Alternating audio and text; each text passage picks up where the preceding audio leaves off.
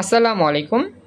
Quantum স্বপ্নে platform HSC পৌরনীতি ও সুশাসন দ্বিতীয় পত্রের আজকে আমাদের সুপার স্পেশাল ফার্স্ট লেকচার। আমরা দ্বিতীয় পত্রের আজকেই প্রথম ক্লাস করতেছি। তো আমাদের এই পৌরনীতি ও সুশাসন দ্বিতীয় পত্রের প্রোগ্রামে আমরা চেষ্টা করব ধারাবাহিকভাবে একবারে প্রথম থেকে শুরু করে প্রতিটা অধ্যায়ের বেসিক আলোচনাগুলো করো। আমরা জানি যে আমাদের এই পরিণতি যেই সাবজেক্টটা, সেই সাবজেক্টে এমনও অধ্যায় থাকে যে অধ্যায়গুলো অনেকগুলো ইতিহাস মনে রাখতে হয়। তো আমরা মূলত চেষ্টা করব আমাদের একটা টপিকের ইতিহাসটুকু সার সংক্ষেপ মনে রাখার জন্য। আমরা হয়তো বা সব কিছু মনে রাখতে পারবো না, কারণ অনেকগুলো সাল থাকবে, অনেকগুলো নাম থাকবে, তো সবগুলো মুখস্থ করা পসিবল না।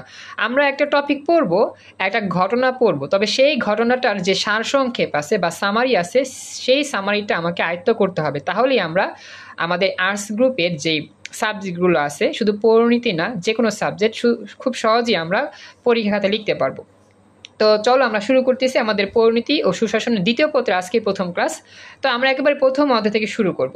তো আমাদের এটা অক্ষরপত্র প্রকাশনীর যে বই, সেই বইটা দিয়ে আমরা পড়ানো শুরু করতেছি। এটা হচ্ছে আমাদের ডক্টর মোহাম্মদ আব্দুল ওদুদ ভুইয়া স্যারের লেখা বই, অক্ষরপত্র প্রকাশনী। তো এই বইটাই আমি ফলো করে পড়াবো। যে কোনো একটা বই ফলো পড়লেই হয়। আমার মেইন থিম হচ্ছে গল্পটা জানা, ইতিহাসটুকু জানা, যাতে করে পরীক্ষায় প্রশ্ন আসলে লিখতে পারি।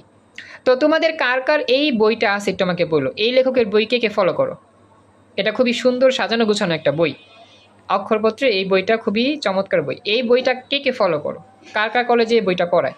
এখানে এমন কেউ আসো যে এই লেখকের বইটা পড়ো? একটু কথা বইলো। স্যার আমাদের ফার্স্ট ইয়ারে পড়াইছিল, এখন লেকচার পড়াচ্ছে সেকেন্ড ইয়ারে। আচ্ছা, সেকেন্ড ইয়ার লেকচার পড়াচ্ছে, সমস্যা নাই। তো আমি যেটা মনে করি বা যতটুকু আমি দেখতেছি যে অক্ষরপত্রের বইগুলো সাজানো গোছানো থাকে, সুন্দর, পড়েও আরাম পাওয়া যায় বা বোঝা যায়। লেকচারটাও ভালো, খারাপ না। তবে আমার কাছে অক্ষরপত্রটা একটু ভালো লাগছে দেখে আমি এটা ফলো করে পড়াচ্ছি। আচ্ছা, তাহলে আমরা এখন শুরু করব আমাদের আজকের প্রথম ক্লাস।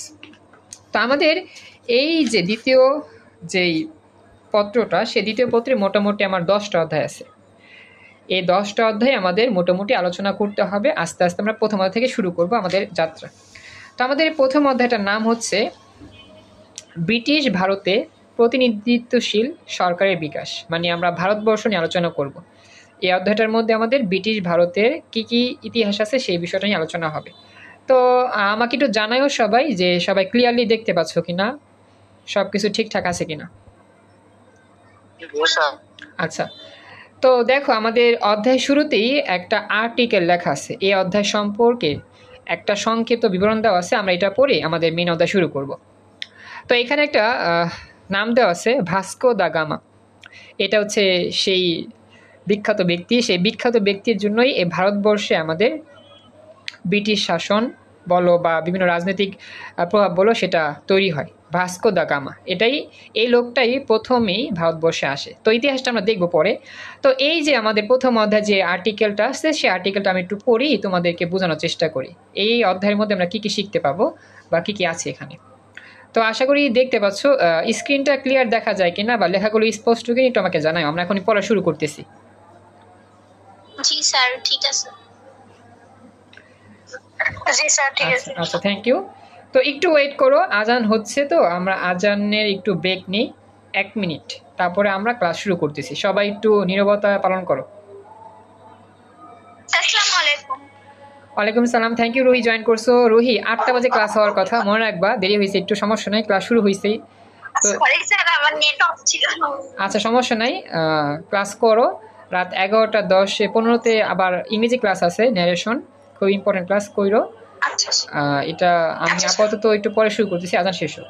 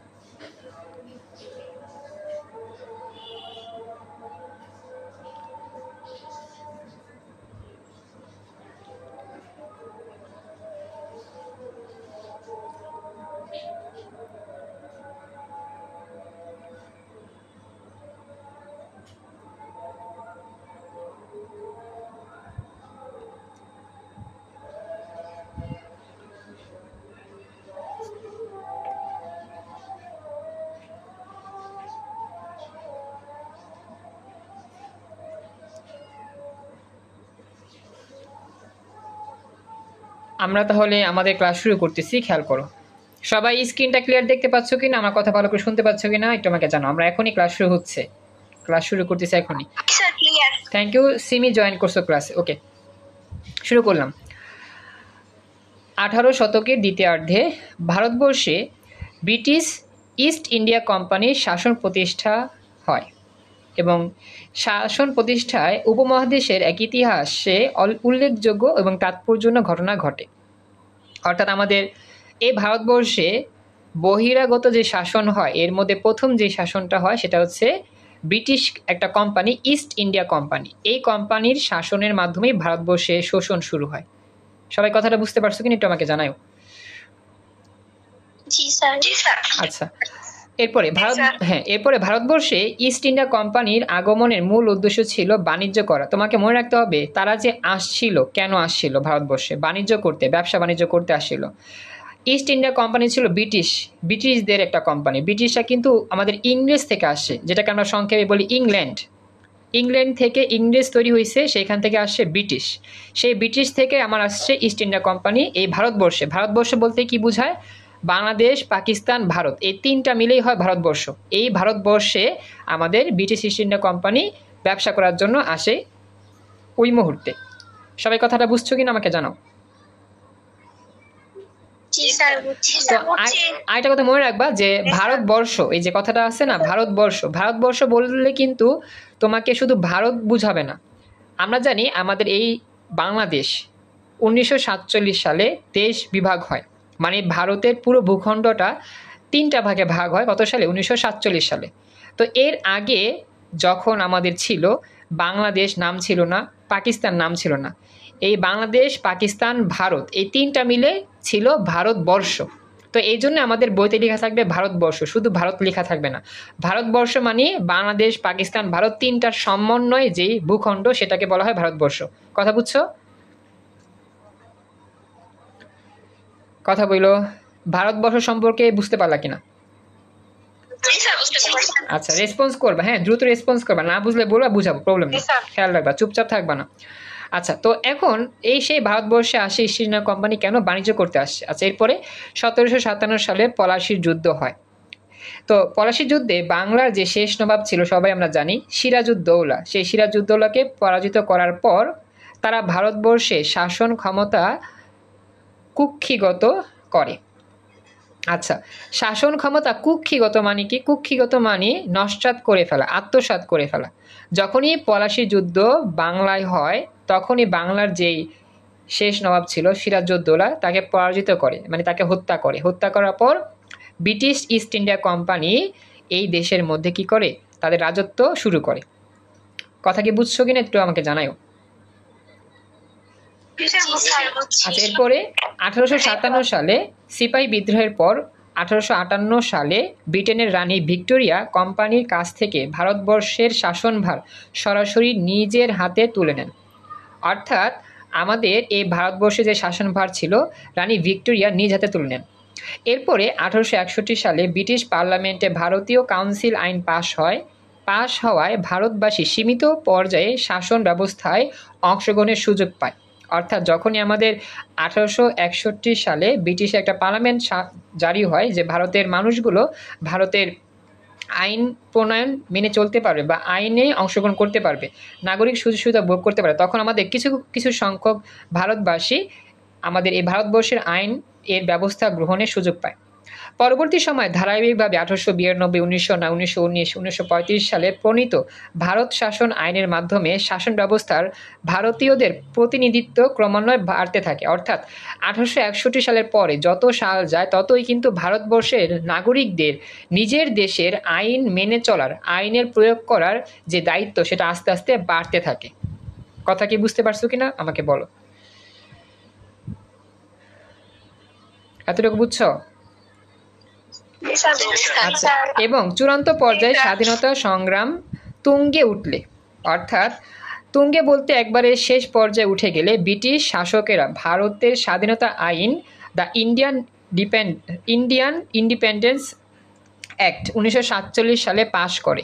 অর্থাৎ আমাদের যখন ভারতবর্ষে স্বাধীনতার একবার শেষ পর্যায়ে চলে যায় তখনই 1947 সালে ব্রিটিশরা কী করে, এই দেশটাকে ভাগ করে দেয়, এই ভূখণ্ডকে স্বাধীন করে দেয়। স্বাধীন করে দেয় মানে কি, এই ভারতবর্ষকে 3টা ভাগে ভাগ করে দেয়। তো সেখানে সাম্প্রদায়িক বিভক্তির প্রেক্ষাপটে ভারতবর্ষকে তারা হিন্দু এবং মুসলমানদের জন্য যথাক্রমে 2টা প্রদেশে ভাগ করে, যার নাম দেয়, একটা ভারত আর একটা হচ্ছে পাকিস্তান। তো ভারত এবং পাকিস্তান নামে 2টি পৃথক রাষ্ট্র গঠন করা হয় 1947 সালে। তো ভারতের মধ্যে সংখ্যালঘু ছিল হিন্দু, সংখ্যালঘু বলতে কি বোঝা জানো? সংখ্যালঘু বলতে বোঝায় যেখানে আমাদের মানুষ সংখ্যা কম হয়, যেই সম্প্রদায়ের মানুষ সংখ্যাটা কম সেটা হচ্ছে সংখ্যালঘু। যেমন বর্তমান প্রেক্ষিতে আমাদের দেশের মধ্যে যে একটা অরাজকতা চলতেছিল, যে একটা আতঙ্ক চলতেছিল, এর মধ্যে আমাদের এই দেশের মধ্যে যে সংখ্যালঘু মানুষ রয়েছে তারা কিন্তু হিন্দু, বৌদ্ধ, খ্রিস্টান। সংখ্যালঘু বলতে বোঝায় যে সম্প্রদায়ের মানুষরা কম হয়। একটা দেশের ভূখণ্ডের মধ্যে যতগুলো মানুষ আছে এর মধ্যে যেই সম্প্রদায়ের মানুষরা কম বসবাস করে, যেমন আমাদের দেশ মুসলমান দেশ, আমরা মুসলিম কান্ট্রি, এদেশে শতকরা 95 ভাগ বা 96 ভাগ হচ্ছে কি মুসলমান, আর বাকি যে 5 ভাগ আছে সেই 5 ভাগের মধ্যে কিছু হিন্দু আছে, কিছু বৌদ্ধ আছে, কিছু খ্রিস্টান আছে। এই যে কিছু কিছু সংখ্যক মানুষ বসবাস করে, এই কিছু কিছু সংখ্যক মানুষকেই বলা হয় সংখ্যালঘু মানুষ বা সংখ্যালঘু সম্প্রদায়। অর্থাৎ কম সংখ্যক যে সম্প্রদায় বসবাস করে তাকে বলা হয় সংখ্যালঘু, যারা সংখ্যায় কম হয় ধর্মের ভিত্তিতে তাদেরকে বলা হয় সংখ্যালঘু। সবাইকে কথা বুঝতে পারছো? জি স্যার। আচ্ছা, আর মনে রাখবা ভারতবর্ষে কিন্তু হিন্দু বেশি, মুসলমান কম। তো ভারতের সংখ্যালঘু হচ্ছে মুসলিম। তো ভারতের সংখ্যালঘু সেই মুসলিমদের জন্য পৃথক রাষ্ট্র তৈরি করা হয়, যেটাকে বলা হয় পাকিস্তান। পাকিস্তান প্রতিষ্ঠার পেছনে মুসলিম লীগ নেতা রয়েছে যার নাম হচ্ছে মোহাম্মদ আলী জিন্নাহ। তার একটা তত্ত্ব ছিল দ্বিজাতি তত্ত্ব, সেটা খুবই গুরুত্বপূর্ণ, পরীক্ষা আসে, এটা আমি পরে পড়াবো। সেই দ্বিজাতি তত্ত্বের অনেক বড় ভূমিকা ছিল। তার মানে আমরা এই অধ্যায়ের মধ্যে যতটুকু বুঝবো যে এখানে আমাদের ব্রিটিশ শাসন হবে, এবং ব্রিটিশ শাসনের পর ব্রিটিশরা যে এই দেশটাকে ভাগ করে দিয়ে যাবে, সেখানে যে পাকিস্তান হবে, বাংলাদেশ হবে, এই ইতিহাসটা যে হবে, সেই ইতিহাস সম্পর্কে আমি এই অধ্যায়টা সম্পর্কে জানতে পারবো। আর কিভাবে এই ভারতবর্ষের মধ্যে রাজত্ব হয়েছিল, বাহিরের কান্ট্রি থেকে মানুষ এসে রাজত্ব করছিল, সেটাও আমরা এই অধ্যায়ে জানতে পারবো। এই হচ্ছে এই অধ্যায়ের সারসংক্ষেপ। সব এতটুকু বুঝতে পারছো কি একটু আমাকে জানাও। আচ্ছা, তো এখন এই জায়গার মধ্যে থ্যাংক ইউ, এখন এই জায়গার মধ্যে কিছু মুখস্থ করতে হবে না, আমি যতটুকু বললাম জাস্ট বুঝালাম। এখন আমরা মেইন অংশে যাই। তো এখন আমরা প্রতিটা পাঠ আলোচনা করব। তো আমরা যাচ্ছি প্রথম পাঠে, একটু খেয়াল করো সবাই, আমি একটু জুম আউট করে দেখাচ্ছি। এটা হচ্ছে পাঠ 1। আমরা পাঠ অনুযায়ী পড়বো। আমাদের ইতিহাসগুলো মনে রাখতে হবে, কারণ পরীক্ষা ইতিহাস থেকেই আমাদের প্রশ্ন হয়। সৃজনশীল প্রশ্ন পারার জন্য ইতিহাসটা মনে রাখার চেষ্টা করতে হবে। আমি একটু সুন্দর করে দেখি শুরু করতে পারি কিনা, একটু ওয়েট করো। আচ্ছা, তো মোটামুটি এটা ঠিক আছে, আমরা এখন যাচ্ছি, আমরা নেক্সট অংশ খেয়াল করি। আমি একটু দেখি জুমটা ঠিক হয় কিনা, জুমটা একটু ভালো হইলে ভালো হইতো। একটু ওয়েট দেখি ঠিক হয় কিনা। ওকে, মোটামুটি ঠিক আছে, আমরা এখন এখান থেকে যাই। তো আমাদের পাঠ 1-এর নাম হচ্ছে উপমহাদেশে ব্রিটিশ শাসন। অর্থাৎ আমাদের এই উপমহাদেশ বলতে ভারতবর্ষে ব্রিটিশরা কীভাবে শাসন করছে সেই ইতিহাসটা আমরা জানবো। 1498 সালের 27 মে, অনেক আগের কথা, পর্তুগিজ নাবিক যার নাম ছিল ভাস্কো দা গামা ইউরোপ থেকে ভারতবর্ষে আসার সমুদ্রপথ আবিষ্কার করেন। এই লাইনটার অর্থ একটু বুঝো। আমাদের পর্তুগিজ হচ্ছে একটা দেশ, সেই পর্তুগিজ থেকে যেই একটা নাবিক ছিল, নাবিক বলতে কি বোঝায়, যারা নৌপথে চলাচল করে, নৌবাহিনীকে নাবিক বলে। সবাইকে বুঝছো? নৌবাহিনীকে নাবিক বলে, যারা আর কি নৌপথে বিভিন্ন দেশে চলাচল করে, তাকে বলা হয় নাবিক। কথা বুঝছো? কথা বললো দ্রুত। আচ্ছা, তো আমাদের সেই পর্তুগিজ একজন নাবিক ছিল, সেই নাবিকের নাম ছিল ভাস্কো দা গামা। এই ভাস্কো দা গামাই হচ্ছে সেই মানুষ, যেই মানুষের জন্য এই ভারতবর্ষ ব্রিটিশ এর কাছে বিক্রি হয় বা ব্রিটিশরা শাসন করতে পারে। তো এই ভাস্কো দা গামা সমুদ্রপথে চলতে চলতে ভারতবর্ষ নামে একটা ভূখণ্ড তৈরি করে ফেলে, মানে খুঁজে পায়। সে যখন পর্তুগিজ থেকে রওনা করছিল সমুদ্রপথে জাহাজ করে, তখন সে ঘুরতে ঘুরতে ঘুরতে ঘুরতে দেখতে পেল অনেক বড় একটা দ্বীপ, আর সেই দ্বীপটার নাম হচ্ছে ভারতবর্ষ বর্তমানে। তো এটা কিন্তু সে অনেক দিনের গবেষণা, অনেক দিনের চেষ্টার পরে সে এটা খুঁজে পাইছে। কিন্তু তার আগে, এই মানুষটার আগে ভারতবর্ষে বাহির থেকে কোনো লোক আসার সুযোগ পায় নাই সমুদ্র পথ দিয়া। অর্থাৎ আমার ভারতবর্ষে বাহির থেকে যে মানুষরা প্রথমে আসে সমুদ্র পথ দিয়া, যখনই একটা মানুষ এই ভারতবর্ষে গমন করে বা চলে আসে, সেই মানুষটাই হচ্ছে ভাস্কো দা গামা। এই মানুষটার আগে কোনো মানুষই সমুদ্র পথ দিয়া যে ভারতবর্ষে আসা যায় এইটা আবিষ্কার করতে পারে নাই, শুধুমাত্র ওই মানুষটাই পারছিল। এই জন্যে তার নামটা আমরা এখন পড়তেছি। শুধুমাত্র এই মানুষটাই সর্বপ্রথম সমুদ্র পথ দিয়া যে পর্তুগিজ থেকে ভারতবর্ষে আসা যায় সমুদ্র দিয়া, এটা কেউই জানতো না, এই মানুষটাই জানছে। আর এটার নামই আমরা এখন পড়তেছি, ইতিহাসের মধ্যে তার নামই লেখা আছে। কথাটা বুঝতে পারছো সবাই? আমরা কিন্তু এখন বর্তমানে কোথাও যেতে চাইলে কোথা দিয়ে যাই, কি দিয়ে যাই? উড়োজাহাজ দিয়ে যাই। তখন কিন্তু উড়োজাহাজ ছিল না। এত বছর আগে 1498 সালে সেই সময় কিন্তু উড়োজাহাজ ছিল না। তখন ছিল কি, জাহাজও ছিল না, ছিল সমুদ্র পথে কোনো রকম মানে নৌকার মতো যে ইয়াগুলো আছে নৌপথ, সেগুলো দিয়েই চলাচল করতো। আচ্ছা, তো এখন আমরা নেক্সট যাই। তো এর মধ্য দিয়ে ইউরোপের সাথে ভারতবর্ষের বাণিজ্যের পথ উন্মুক্ত হয়। যখনই ভাস্কো দা গামা ভারতবর্ষে চলে আসে তখনই কিন্তু ইউরোপের সাথে ভারতবর্ষে একটা যোগাযোগ হয়, যার ফলে কি হয়, বাণিজ্য হয়, ব্যবসা বাণিজ্য শুরু হয়। তৎকালীন ইউরোপের বাজারে বস্ত্রসহ ভারতে উৎপাদিত বিভিন্ন পণ্যের চাহিদা ছিল। ভারতবর্ষে কিন্তু প্রচুর পরিমাণ বস্ত্র উৎপন্ন হইতো। বস্ত্র বস্ত্র বলতে আমাদের বিভিন্ন ধরনের যে যে সামগ্রী আমরা এগুলো পরি, যেমন পোশাক, তারপর হচ্ছে ব্যবহার্য অনেক কিছু, এগুলো আমার তৈরি হইতো। তো এর পাশাপাশি অনেক মশলাও তৈরি হতো খাবারের। তো এর জন্য আমাদের ভারতবর্ষের সাথে ইউরোপের একটা যোগাযোগ হয় ভালো, যে সেখানে অনেক কিছু উৎপন্ন হয়, সেখান থেকে আমার দেশে নিয়ে আসা যাবে, এবং সেখানে আবার আমাদের ইউরোপের অনেকগুলো বস্তু সামগ্রী সেখানে ভারতবর্ষে বিক্রি করা যায়, মানে ব্যবসা বাণিজ্য করা যাবে আর কি। তো এরকমই আর কি বলতেছে যে ভারতে উৎপাদিত যে বিভিন্ন পণ্য ছিল সেই পণ্যগুলোর চাহিদা ছিল ইউরোপের মানুষগুলো ভারতের এই পণ্যগুলোকে বেশি আকর্ষণীয় হিসেবে তুলে ধরতো বা আকর্ষণীয় বস্তু মনে করতো বা পছন্দ করতো। এই জন্য ভারতের সেই তৈরি করা পোশাক মশলাগুলো ইউরোপে অনেক বিক্রি হইতো বা চাহিদা ছিল, ইউরোপের মানুষগুলো এগুলো বেশি চাইতো। সবাই কি কথাটা বুঝছো যা বললাম? আচ্ছা, এখন পরবর্তী অংশে এই কারণে ইউরোপীয়রা ভারতের সঙ্গে বাণিজ্যিক সম্পর্ক স্থাপন আগ্রহী হয়, যেহেতু ইউরোপ এর মানুষের কাছে। আচ্ছা, স্ক্রিন ঘোরা লাগতেছে, স্ক্রিন ঘোরা লাগতেছে কার? আচ্ছা, স্ক্রিন ঘোরা লাগলে হয়তো বা নেট সমস্যার কারণে এরকম হচ্ছে। আমার নেট ঠিক আছে, আমি যতটুকু দেখতে পাচ্ছি। যার নেটের সমস্যা হবে তারই সমস্যা হইতে পারে। আচ্ছা, কে কে স্পষ্ট দেখতে পাচ্ছ এটা আমাকে জানাও, স্পষ্ট দেখা যাচ্ছে কার কার?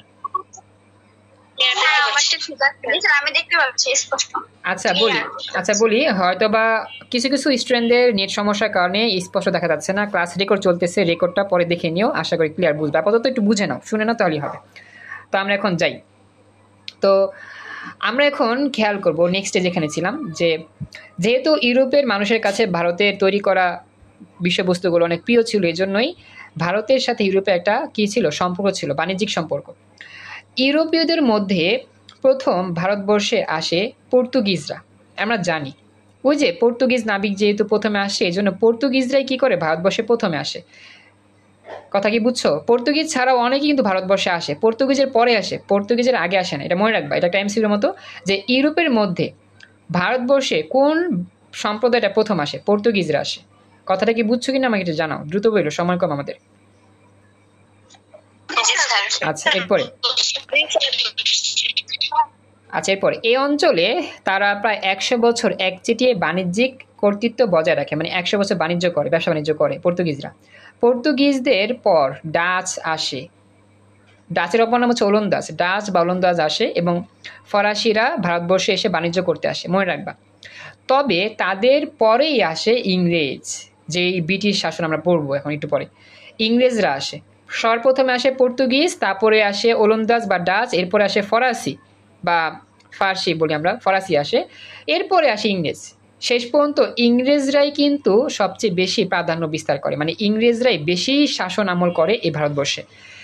যতদিন পর্যন্ত মনে করো পর্তুগিজ ছিল, ওলন্দাজ, ডাচ ছিল, ফরাসি ছিল, তারা ছিল খুবই কম, তারা বেশি বাণিজ্য করতে পারে নাই, বেশি বছর, কয়েক বছর বাণিজ্য করছিল, তারপরে আর টিকতে পারে নাই। কিন্তু ইংরেজদের চিন্তা চেতনা, তাদের যে বুদ্ধি, সেই বুদ্ধির জোর খাটিয়ে ইংরেজরা 200 বছর, টানা 200টি বছর এই ভারতবর্ষে রাজত্ব করে। তো এত লং বছর রাজত্ব কোনো সম্প্রদায় করতে পারেনি, শুধুমাত্র ইংরেজরাই করতে পারছে। অর্থাৎ এই জন্য বলতেছে ইংরেজরাই শেষ পর্যন্ত এই ভারতবর্ষে বেশি বিস্তার করে, প্রাধান্য বিস্তার করে। লাইনটা বুঝতে পারলা কিনা একটু আমাকে জানাও। আচ্ছা, এরপরে এখন আমরা দেখব যে ভারতবর্ষে কিভাবে ইস্ট ইন্ডিয়া কোম্পানির আগমন ঘটে। ভারতে বাণিজ্য করার লক্ষ্যে একদল ব্রিটিশ ব্যবসায়ী 1599 সালে 218 জন সদস্য নিয়ে লন্ডনে the governor and company of merchants of London trending into the east India নামে একটা বণিক সংঘ গঠন করে। মানে লন্ডনে তারা একটা সংঘ গঠন করে ভারতবর্ষে তার আসার জন্য।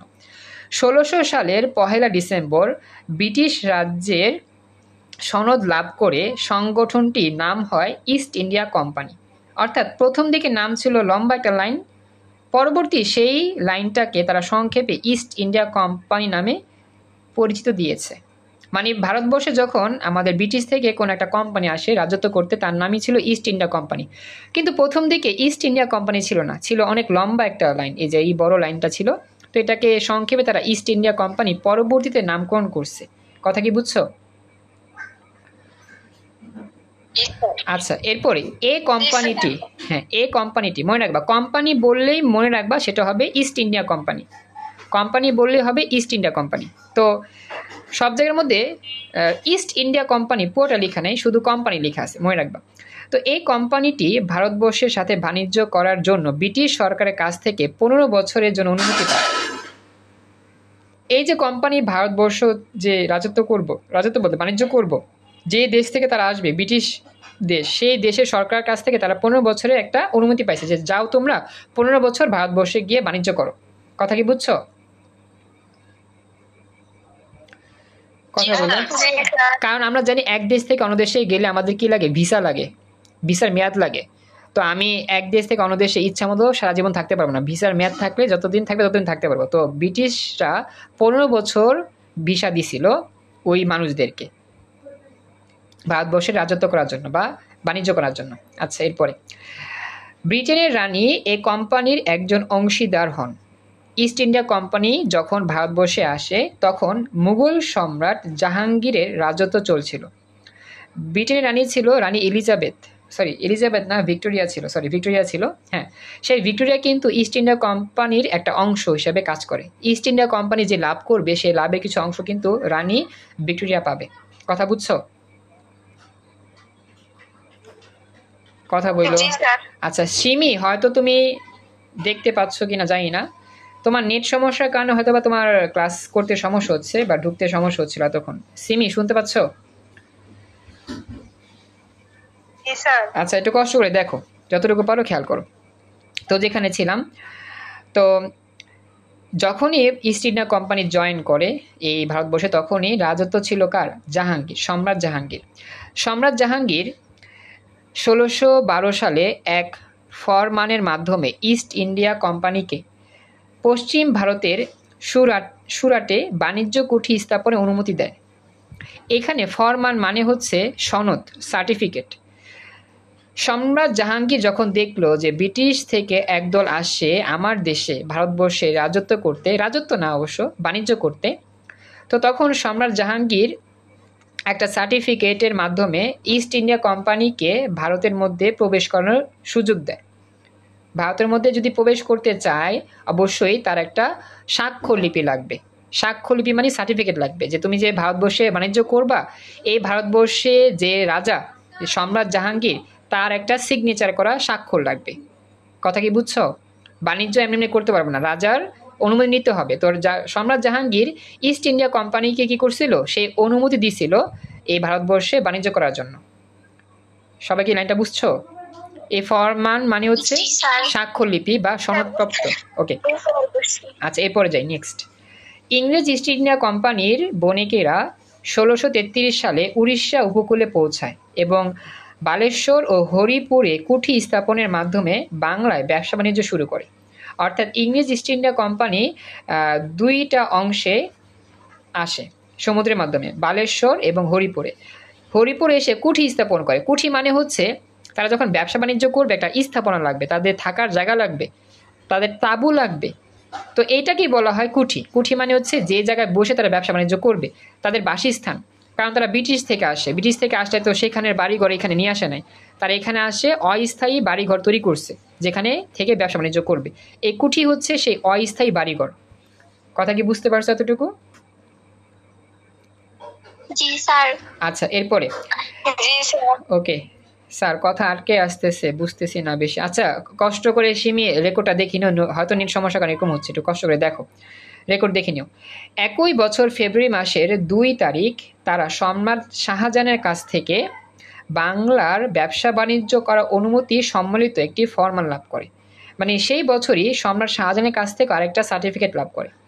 ইস্ট ইন্ডিয়া কোম্পানি বাংলার সুবাদার শাহ সুজার কাছ থেকে সবচেয়ে গুরুত্বপূর্ণ সুবিধাটি পায়। তো সুবাদার হচ্ছে একজন লোক, তো ওনার কাছ থেকেও ইস্ট ইন্ডিয়া কোম্পানি বেশি সুবিধাটি পায়, মনে রাখবা। তিনি কোম্পানিকে বাংলায় বিনা শুল্কে বাণিজ্য করার অধিকার প্রদান করেন। এই লাইনটা ইম্পর্টেন্ট। সুবাদার শাহ তিনি অনেকটা সুযোগ দেন। যখনই ইস্ট ইন্ডিয়া কোম্পানি ভারতবর্ষে বাণিজ্য করবে, তো বাণিজ্য করার জন্য যখন সব জায়গা থেকে তারা অনুমতি পাইছিল, প্রথমে পাইছিল সম্রাট জাহাঙ্গীর থেকে, পরে পাইছিল সম্রাট শাহজাহানের কাছ থেকে, এরপরে আরেকজনের কাছ থেকে পাইল সুবেদার। তো তখন সুবাদার যে কাজটা করলো, আমরা জানি যে কোনো একটা জায়গায় ব্যবসা বাণিজ্য করতে গেলে আমাদের কিছু ট্যাক্স দিতে হয়। ট্যাক্স যেমন আমরা সরকার ট্যাক্স দিই না, প্রতি বছর শেষে ট্যাক্স দিতে হয় না, আমাদের ব্যবসা বাণিজ্য করতে গেলে ট্যাক্স দেওয়া লাগে, সরকারকে ট্যাক্স দেওয়া লাগে, তো সেটাকে বলা হয় শুল্ক। তো যে কাজটা করছে সুবাদার শাহ, এই ইস্ট ইন্ডিয়া কোম্পানির কাছ থেকে কোনো শুল্ক নিত না, অর্থাৎ ইস্ট ইন্ডিয়া কোম্পানি বিনা শুল্কে বিনা ট্যাক্সে ভারতবর্ষে ব্যবসা করতে পারবে, এই একটা সিস্টেম সে চালু করে দিছিল। সবাইকে কথাটা বুঝতে পারছো? শুল্ক মানে কি বলছেন? শুল্ক মানে হচ্ছে ট্যাক্স দেওয়া। ওই যে আমরা ট্যাক্স দেই না, আমাদের বাসার যে ভ্যাট দেই, ট্যাক্স দেই, ট্যাক্সের টাকা যে অনেক কিছু তৈরি হয়, এগুলো শোনো নাই? ট্যাক্সের টাকাই তো আমাদের দেশের উন্নয়ন হয়। ট্যাক্সের টাকায় রাস্তাঘাট তৈরি হয়, ব্রিজ তৈরি হয়, দেশের উন্নয়ন হয়। ট্যাক্স, আমরা যেই ট্যাক্স দেই, ট্যাক্স তো বুঝো, কর দেই, কর, ট্যাক্স, এগুলোকে বলা হয় শুল্ক। শুল্ক বলতে বোঝায় ব্যবসা বাণিজ্য করতে গেলে সরকারকে কিছু পরিমাণ অর্থ দিতে হবে। তুমি যদি বাণিজ্য করতে চাও তাহলে সরকার কিছু টাকা দিতে হবে, বাৎসরিক কিছু টাকা দিতে হবে, তুমি ব্যবসা করতেছো এই জন্য। এটাকে বলা হয় ব্যবসা বাণিজ্যের জন্য শুল্ক। কথা কি বুঝছো সবাই এবার? জি স্যার। আচ্ছা, তো যারা দেখতে পাচ্ছ না কষ্ট করে দেখো, পরবর্তী রেকর্ড দেখে নিও, কিছু কর না, এখন কিছু করতে পারতেছি না, যেহেতু নেট সমস্যা ওদিকে হচ্ছে তোমাদের, এই জন্য দেখতে সমস্যা হচ্ছে। যাই হোক, দেখো বা খেয়াল করো। তো এরপরে বলতেছে যে আমাদের এই ইয়াটা মানে সুবাদার বিনা ট্যাক্সে ইস্ট ইন্ডিয়া কোম্পানিকে এই দেশে বাণিজ্য করতে দেয়। আচ্ছা, এরপরে হ্যাঁ, এটা পড়ছে। এরপর হচ্ছে আমাদের এটি পরবর্তী সময় ইংরেজদের বাংলায় রাজনৈতিক আধিপত্য বিস্তারে সাহায্য করে। পরবর্তীকালে ইস্ট ইন্ডিয়া কোম্পানি সুবেদার শায়েস্তা খানের কাছে হুগলি নদীর মোহনায় নৌঘাটি স্থাপনের জন্য আবেদন করে। মানে এখন আস্তে আস্তে ইস্ট ইন্ডিয়া কোম্পানি কিন্তু দেশ দখল করার চেষ্টা করতেছে, অর্থাৎ বাণিজ্য করার নামে পুরো ভারতবর্ষে বিভিন্ন জায়গায় তাদের সেনাগুলো পাঠিয়ে বাণিজ্য করার নামে কিন্তু দেশ দখল করার চেষ্টা করতেছে। তো এরপরে ইস্ট ইন্ডিয়া কোম্পানি চিন্তা করলো যে সুবেদার শায়েস্তা খান ছিল পরবর্তী প্রজন্মের, মানে ওই প্রজন্মেরই আরেকজন নেতা ছিল। তো সেই নেতার কাছ থেকে হুগলি নদীর মোহনা, মানে হুগলি নদীর আসে তাদের একটা বাণিজ্য করতে চায় ইস্ট ইন্ডিয়া কোম্পানি, সেই বাণিজ্য করার জন্য আবেদন করছে। ইস্ট ইন্ডিয়া কোম্পানি সেই সুবেদার শায়েস্তা খানের কাছ থেকে সেই অনুমতি চাইছে যে আমরা আপনার এলাকার যে নদীটা আছে সেই নদীর কাছে আমরা ব্যবসা বাণিজ্য করতে চাই, আপনি সুযোগ দেন। এটা তারা আবেদন করছিল কার কাছে? সুবেদার শায়েস্তা খানের কাছে, ইস্ট ইন্ডিয়া কোম্পানি। সবাইকে বুঝছো এতটুকু? কথা বইলো? জি স্যার। আচ্ছা, তো এরপরে বলতেছে এই আবেদন নাকচ হয়ে গেলে, নাকচ মানে সুবেদার শায়েস্তা খান তাদেরকে এই সুযোগ দেয় নাই, তো নাকচ করছে মানে বাদ করে দিছে। এই আবেদন নাকচ হয়ে গেলে কোম্পানি মানে ইস্ট ইন্ডিয়া কোম্পানি 1686 সালে হুগলি ও বালেশ্বর এবং হিজলির মুঘল দুর্গ আক্রমণ করে।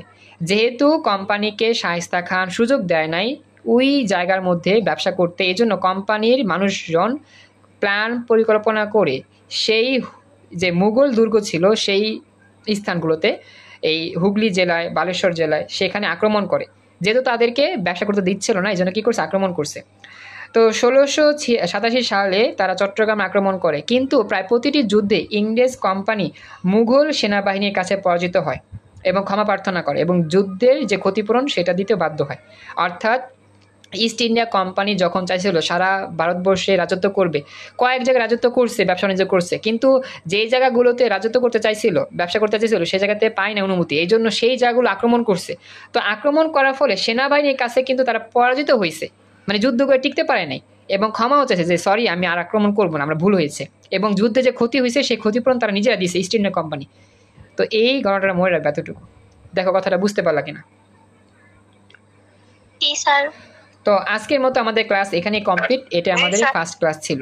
তো যারা ক্লাসটা মিস করছো, রেকর্ড ক্লাসটা শুরু থেকে দেখে নিও। আর বাড়ি কাজ থাকবে, আমি যা পড়াই, যতটুকু পড়াইছি জাস্ট এতটুকুই তোমরা একটু জাস্ট রিডিং পড়বা বই থেকে, তাহলেই হবে। তো আজকের মতো আমাদের ফার্স্ট লেকচার এখানেই কমপ্লিট। আসসালামু আলাইকুম, আল্লাহ হাফেজ।